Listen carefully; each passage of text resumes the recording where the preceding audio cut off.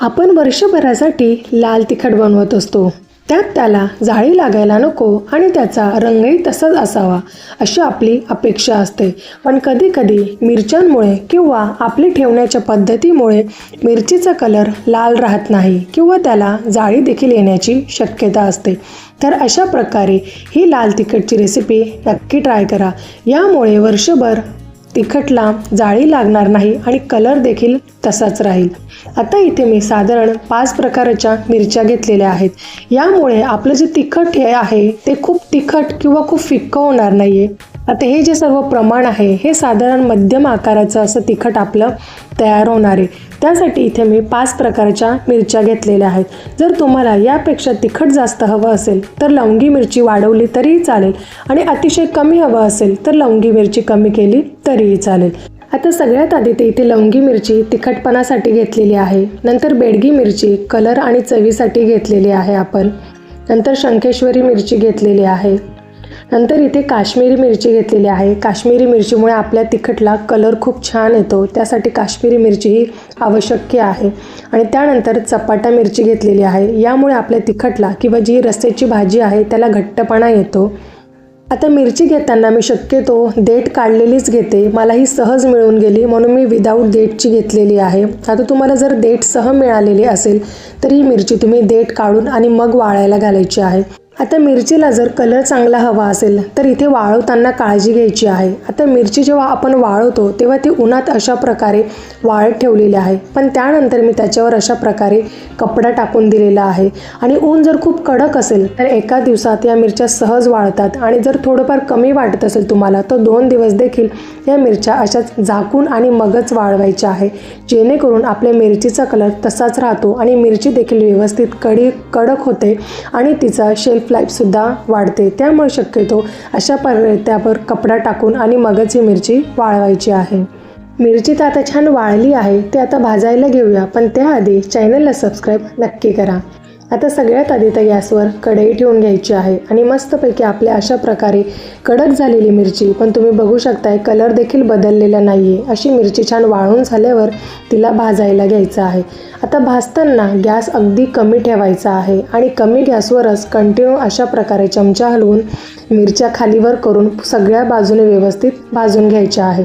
आता मिरची भाजताना काळजी घ्यायची आहे, कारण जर सवय नसेल तर याचा ठसका उडतो आणि त्याचा आपल्याला त्रास देखील होऊ शकतो. म्हणून आता मिरची बांधताना इथे मी देखील तोंडाला रुमाल बांधून घेतलेला आहे आणि तुम्हाला जर सवय नसेल तर तुम्ही देखील रुमाल बांधून आणि मगच ही मिरची भाजायला घ्यायची आहे.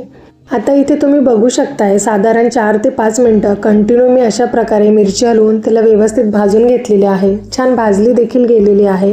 आता ही काढून घ्यायचं आहे आणि आपली जी दुसरी बॅच आहे ती देखील आता याच प्रकारे भाजून घ्यायची आहे. आता भाजताना मध्यम किंवा फुल गॅस करायचा नाही, त्यामुळे मिरची लगेच जळायला सुरुवात होते आणि मिरची जळाली की आपल्या तिखटचा देखील कलर बदलतो. त्यामुळे अगदी शांततेत आणि व्यवस्थित कमी गॅसवर हे व्यवस्थित मिरच्या भाजून घ्यायच्या आहेत. आता आपली दुसरी बॅच देखील भाजून झालेली आहे.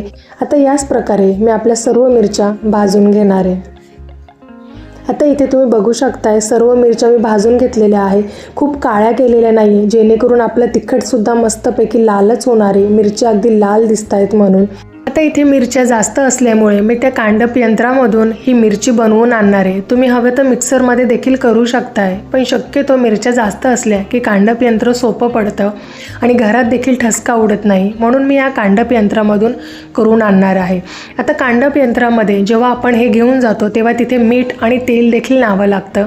आता मीठ आणि तेल देखील कंपल्सरी यात टाकायचं आहे. त्यामुळे आपली जी लाल तिखट आहे त्याला अजून कलर छान येतो आणि मिठामुळे त्याला प्रिझर्वेटिव्ह सुद्धा खूप छान मिळते. त्यामुळे त्याला जाळी येण्याची शक्यता देखील कमी असते.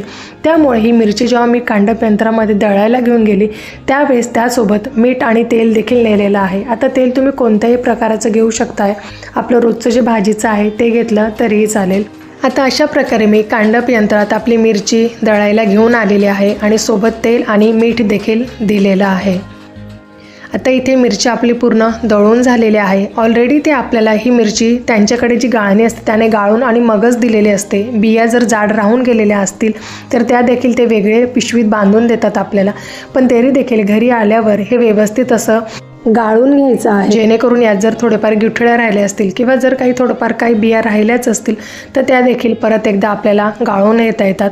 आता तुमच्याकडे अशा प्रकारे जी गाळणी असेल त्याने हे व्यवस्थित असं गाळून घ्यायचं आहे, जेणेकरून एकसारखी आपली लाल तिखटची जी पावडर आहे ती पावडर तयार होते. आणि वरती अशा प्रकारे जर थोडीफार गुठळी राहिलीच असेल तर ती देखील आपल्याला मोडून व्यवस्थित अशी त्याची एकसारखी पावडर करून घेता येते. तर अशा प्रकारे मी पूर्ण व्यवस्थित गाळून घेणार आहे. आता यात जास्त काही निघालेलं नाही आहे, तुम्ही बघू शकताय. अगदी सहज आपली पूर्ण लाल तिखट गाळून झालेली आहे. आता याच प्रकारे मी सर्व व्यवस्थित अशी गाळून घेणार आहे. कलरसुद्धा खूप सुंदर आलेला आहे. आता ही लाल तिखट वर्षभर साठवायचं कसं, त्यासाठी तर इथे आपल्याला हिंगाचे खडे वापरायचे. आता इथे नेमकं माझ्याकडे नव्हतं दाखवायला, पण मी नंतर यात हिंगाचे खडे ठेवणार आहे. आणि इथे अशा प्रकारे पूर्ण मिरची आपली गाळून झाल्यावर ही मिरची काचेच्या बरणीतच साठवून ठेवायची किंवा तुमच्याकडे जी व्यवस्थित दुसरी मोठी बरणी असेल लाल तिखटची त्यात आपल्याला ठेवायची आहे. आणि यात देखील हिंगाचा खडा ठेवायचा आहे. त्यामुळे याची शेल्फ लाईफ देखील वाढते आणि आपल्या तिखटचा कलर देखील छान राहतो आणि याचा चव देखील व्यवस्थित टिकून राहते. म्हणून यात अशा प्रकारे हिंगाचा एक खडा आणि आपली जी जास्तची मिरची आहे त्यात 2 किंवा 3 खडे ठेवायचे आहेत.